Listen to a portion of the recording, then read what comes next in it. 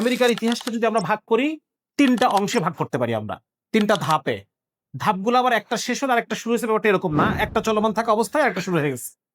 তাহলে ১ম ধাপটাকে আমরা বলতে পারি কলোনাইজেশন। মানে ইউরোপ থেকে কিছু বিশেষ মনা মানুষ,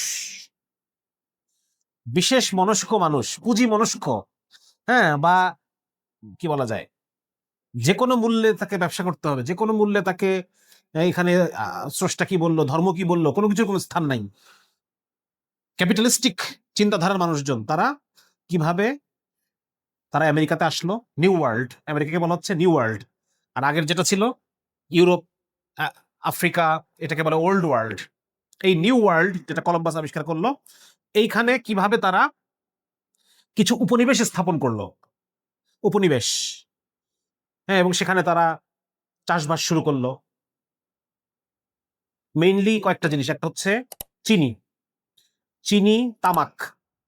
এখনো পর্যন্ত শ্রেষ্ঠ তামাক তৈরি হয় কিউবাতে, হাভানা, হাভানা চুরুট নাম শুনছি আমরা।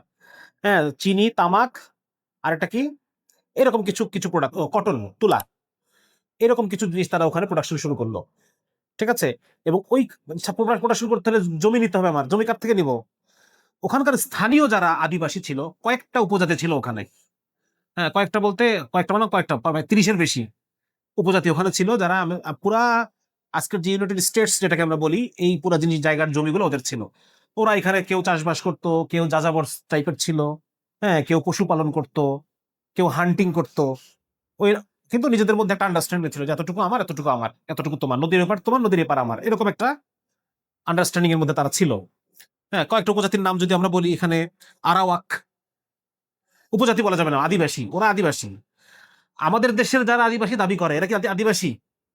বাংলাদেশে যারা আদিবাসী নিজেদেরকে দাবি করে, এরা কিন্তু আদিবাসী না। এই অঞ্চলে মানে মুসলমানদের আগমনেরও পরে এরা আসছে 1600-1700 সালে। এই যে চাকমা বলি, মারমা, যারা অন্যান্য আদিবাসী যারা, এরা সবাই একমাত্র সাঁওতাল, যারা সাঁওতালরা হচ্ছে এই এলাকার আদিবাসী। নওগাঁ, ওই ওই এলাকায় থাকে সাঁওতাল। এছাড়া বাকি যাদেরকে আমরা দেখি, হ্যাঁ, এরা কিন্তু বাইরে থেকে আসছে, কেউ বার্মা থেকে আসছে, কেউ মণিপুর থেকে আসছে, কেউ নাগাল্যান্ড থেকে আসছে। এরা কেউ আদিবাসী না, ক্ষুদ্র নৃগোষ্ঠী। ইটস গুড, কিন্তু ওরা যদি নিজেদেরকে আদিবাসী দাবি করে, ওরা আদিবাসী মানে আমরা সেটেলার। এখানে কিন্তু একটা কথা কিন্তু অটোমেটিক চলে আসে, আমি ভালো মানে তুমি খারাপ। হ্যাঁ, ওরা যদি বলে আমরা আদিবাসী, তাহলে আমরা অটোমেটিক্যালি সেটেলার হয়ে যাই, উপনিবেশী হয়ে যাই। বোঝা গেল? সুতরাং ওরা আদিবাসী, এটা কখনোই আমরা একমত না। তোমরা আদিবাসী না, তোমরা পরে আসছো। কিন্তু আমেরিকার ক্ষেত্রে ব্যাপারটা ভিন্ন। আমেরিকার ক্ষেত্রে এই সাদা চামড়ার যারা, এরা গেছে পরে। আর ওখানকার যারা স্থানীয়, আমরা দেখি অনেক সময় ছবি টবি দেখি যে পাখির পালক টালক লাগানো থাকে, হ্যাঁ, এদেরকে রেড ইন্ডিয়ান বলা হয়। কলম্বাস ওখানে ল্যান্ড করার পরে এদেরকে ইন্ডিয়ান মনে করছে, যে কলম্বাস মনে করছে আমি ইন্ডিয়া চলে আসছি। এই জন্য কলম্বাস যে এলাকাগুলোতে গেছে, ওইগুলোকে আমরা আজকে ওয়েস্ট ইন্ডিজ নামে চিনি। ফুটবল ক্রিকেট খেলে ওয়েস্ট ইন্ডিজ, হ্যাঁ, তো ওয়েস্ট ইন্ডিজ নামে চিনি, কারণ কলম্বাস এটাকে ভুল করে ইন্ডিয়া মনে করছে। তার ভুলের প্রতি সম্মান দেখায় এটাকে বলা হয় ওয়েস্ট ইন্ডিজ। এবং ওই এখনো যাতে আমেরিকার যারা আদিবাসী, তাদেরকে বলা হয় রেড ইন্ডিয়ান, রেড ইন্ডিয়ান বলা হয়। তো ওরা ওখানে ছিল। এখান কলম্বাস যাওয়ার পরে, কলম্বাস যাওয়া মানে মেনলি স্প্যানিশ জাতি গেছে ওখানে ফার্স্টে, এরপর আস্তে আস্তে ব্রিটিশরা গেল, ডাচরা গেছে, বিভিন্ন জাতি ওরা ওখানে গেছে। তো কলম্বাস ওখানে যাওয়ার পরে সেখানে সে অনেকগুলো উপজাতি সেখানে ছিল। তার মধ্যে কয়েকটা বড় বড় উপজাতির নাম যদি আমরা বলি, আরাওয়াক, তারপর হচ্ছে চেরোকি, চেরোকি একটা উপজাতির নাম। তারপর কিছু জিনিসের আমরা নাম শুনবো, এগুলা অ্যাপাচি নাম শুনছেন আপনারা? অ্যাপাচি হেলিকপ্টার, অ্যাপাচি হচ্ছে একটা আদিবাসীর একটা আদিবাসীর নাম। ঠিক আছে। তারপর হচ্ছে একটা গেম আছে বা সিনেমা আছে, ব্ল্যাক হক ডাউন। ব্ল্যাক হক কে ছিল? ব্ল্যাক হক ছিল একজন আদিবাসী নেতা, যার সাথে আমেরিকান আর্মির যুদ্ধ হয় এবং তাকে আমেরিকান আর্মি পরাজিত করে। ব্ল্যাক হক, কালোবাজ, কালোবাজ পাখি, ব্ল্যাক হক, ব্ল্যাক হক ডাউন, ওটাকে ওরা সেলিব্রেট করে। তো এরকম মানে বিভিন্ন উপজাতি ওখানে ছিল। তারপর আরো কিছু উপজাতির নাম, চেরোকি একটা বললাম, ক্রিক নামে একটা উপজাতি ছিল। তারপরে হচ্ছে আরো কি কি বেশ কয়েক এরকম আর কয়েকটা নাম আছে, উপজাতি ছিল। তো এই উপজাতিগুলাকে কলম্বাস কি করলো? কলম্বাস ওখানে যাওয়ার পরে এই উপজাতির উপর, এটা কাছ থেকে জমি নিতে হবে আমার। হ্যাঁ, প্রথমে কলম্বাস চেষ্টা করছে সোনা নেওয়ার। তার ধারণা ছিল যে ইন্ডিয়া এলাকাটার মধ্যে প্রচুর সোনা, এবং তার এই ধারণা তার ব্রেনে পুশ করার পিছনে মূল ভূমিকা পালন করছে স্পেনের রানী ইসাবেলার কয়েকজন ইহুদি উপদেষ্টা ছিল। মেজরিটি ইহুদিকে মুসলমানদের সাথে যখন স্পেন থেকে বের করে দেওয়া হলো, আন্দালুস থেকে ইহুদিদেরকে বের করে দেওয়া হয়েছে, তারপরও কয়েকজন ইহুদি ইয়ের উপদেষ্টা ছিল, রানী ইসাবেলার উপদেষ্টা ছিল। এটা ওই কয়েকজনের মধ্যে নাম নাম যদি বলি, নাম আছে এখানে, নামও আছে ইতিহাসে। ঠিক যেদিন ইহুদিদের 3 লক্ষ অধিবাসীকে স্পেন থেকে বিতাড়িত করা হয়, তারপরের দিনই কলম্বাস আমেরিকাতে রওনা দেয়। ঠিক আছে। এবং এখানে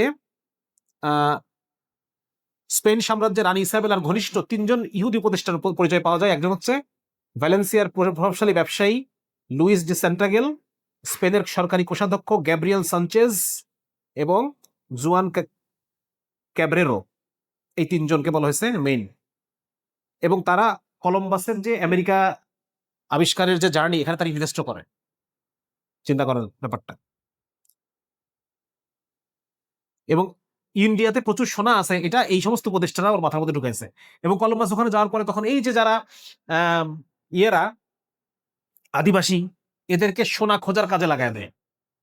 এবং সেই কাজে লাগায় দেওয়াটা নিশ্চয়ই ভালো পারিশ্রমিকের বিনিময়ে না, বরং প্রচন্ড অত্যাচারের মাধ্যমে বিভিন্নভাবে টর্চার করে এদেরকে এই সমস্ত কাজের মধ্যে লাগানো হয়। খুব অল্প কিছু হয়তো পাওয়া গেছে সোনা, সামান্যই। দেখছি আমরা যে নদীর পানি ছেঁচে একটু ঝাড়াটা দিয়ে একটা দুটো দানা টানা পায় মাঝে মধ্যে, ওই রকম করে কিছু সোনা টানা পাইছে, কিন্তু তার এটা খুব বেশি লাভজনক হয় নাই প্রথম সফরটা। ঠিক আছে। এবং এইখানে কলম্বাসের যে মানে আদিবাসীদের ব্যাপারে কলম্বাসের যে পলিসি, এটা ছিল একটা জেনোসাইডাল পলিসি। তাদেরকে এত পরিমাণে পরিশ্রম করানো হতো এই সমস্ত স্বর্ণ খনি বা এগুলোর জন্য, যে তারা মানে বলা যেটাকে মানে ঝাড়ে বংশে তারা মরতে শুরু করে। 1 নম্বর হচ্ছে এই সমস্ত জায়গাতে তাদেরকে প্রচুর খুবই এক্সস্টেড হয়ে যেত। তারা মেশিনের মতো করে যদি মানুষকে খাটাই, তাহলে সে বাঁচবে? ওইরকম ভাবে তাকে খাটানো হতো। হ্যাঁ। এবং স্ট্রেসের কারণে পুরুষের শারীরিক প্রজনন ক্ষমতা নষ্ট হয়ে যায়, নারীর প্রজনন ক্ষমতা নষ্ট হয়ে যায়, সন্তানগুলা মানে জন্মহারে এমনি কমে যায়। আবার যে সমস্ত বাচ্চা আছে তারা মানে যথোপযুক্ত টেক কেয়ার না পাওয়ার কারণে এগুলোও মারা যায়। শুধু তাই না, এমনকি ইতিহাসে এটাও আছে যে এই সমস্ত আরো পরে অবশ্য 1763 সালে একটা ঘটনা আছে। 1763 সালে কিছু আদিবাসী নেতাদের সাথে নেগোসিয়েশনের সময় তাদেরকে উপহার দেওয়া হয়। কি উপহার দেওয়া হয় এটা আমি সামনে আলোচনা করবো না, একদম নাম সহ। তাদেরকে গুটি বসন্ত রোগীর হাসপাতালের যে ব্যবহৃত কম্বল, সেই কম্বল এই আদিবাসী নেতাদেরকে উপহার হিসেবে দেওয়া হয়। এবং তারপরে আমাদের তো গুটি বসন্তের এগেনস্টে তো আমাদের একটা রোগ প্রতিরোধ ক্ষমতা হয়ে গেছে। আমাদের তো এখন গুটি বসন্ত হয় না, নাই আমাদের এখানে। কিন্তু ওদের তো সেই রোগ প্রতিরোধ ক্ষমতা নাই। তখন ওরা গ্রামের পর গ্রাম মরতে থাকে গুটি বসন্তে। এবং এটাকে বলা হয় যে এটা হচ্ছে জীবাণু অস্ত্রের, আজকে যে জীবাণু অস্ত্র ব্যবহার করে বায়োলজিক্যাল ওয়েপন, এই জীবাণু অস্ত্রের প্রথম একটা প্রিকারসার হচ্ছে এটা ছিল জীবাণু অস্ত্র হিসেবে ব্যবহার করা হয়েছে। আচ্ছা, তো এগুলাই আমরা প্রথমে আমরা আমেরিকার ইতিহাসকে 3টা ধাপে ভাগ করছি। একটা ধাপ আমরা নিব 1492 সাল কলম্বাসের আমেরিকা আবিষ্কার থেকে শুরু করে, এটা নিব আমরা হচ্ছে 1890 সাল পর্যন্ত। তার মানে প্রায় কত বছর? 400 বছর। 1492, 1890, এই 400 বছর। 1890 সালে কি হয়েছে? রেড ইন্ডিয়ানদের সাথে আমেরিকান আর্মির শেষ যুদ্ধ। হ্যাঁ, মানে এদের বাড়িঘর থেকে উৎখাত করার লাস্ট যুদ্ধ ছিল 1890 সাল পর্যন্ত। তাহলে 1 নম্বর হচ্ছে তারা দেশে আসছে এবং স্থানীয় যারা আদিবাসী তাদেরকে উদ্বাস্তু করা শুরু করছে, তাদেরকে উৎখাত করা শুরু করছে। এটা হচ্ছে প্রথম ধাপ আমেরিকা রাষ্ট্র গঠনের। আমেরিকা রাষ্ট্র গঠনের দ্বিতীয় ধাপ হচ্ছে এই যে বিশাল ভূমি, এই ভূমিগুলা তারা কিছু পরিবারকে দিছে। কিছু পরিবারকে লিজ দেওয়া বা কিছু পরিবারকে এটা জমিটা ব্যবহার করতে দেওয়া, লিজ দেওয়া তাদের নামে। কিছু পরিবারকে তারা, যারা আমেরিকাতে বড় বড় যারা পুঁজিপতি, বড় বড় ফিনান্সিয়ার, ব্যাংকার, বিনিয়োগকারী, হ্যাঁ, পুঁজিপতি যারা, এদের কাছে এই জমিগুলা দেওয়া হয় খুব অল্প পয়সায়। লক্ষ লক্ষ হেক্টর জমি তাদেরকে দিয়ে দেওয়া হয়। ঠিক আছে, এটা গেল আরেকটা। এবং এখানে এই টাইম পিরিয়ডটা কত থেকে কত সাল, আমি এটা যেটা লিখে রাখছিলাম, এটা হচ্ছে দ্বিতীয় ধাপ। আমেরিকা রাষ্ট্র গঠনের দ্বিতীয় ধাপ হচ্ছে এই বিপুল পরিমাণ জমি এদেরকে দিয়ে দেওয়া। এটা মোটামুটি 200-300 বছর এটা চলে আর কি, ঠিক আছে। এবং তৃতীয় ধাপ হচ্ছে এই যে পুঁজিপতিদের কাছে বিপুল পরিমাণে জমি দেওয়া হলো, এখানে তারা বিপুল পরিমাণ প্রোডাকশন করে। এই প্রোডাকশন এত বেশি যে তারা আমেরিকার নিজস্ব যে চাহিদা, তাদের পারচেজিং ক্যাপাসিটির বাইরে এত এত বেশি প্রোডাকশন হয়, ঠিক আছে। তখন এটা হচ্ছে 1890 সালের পর থেকে।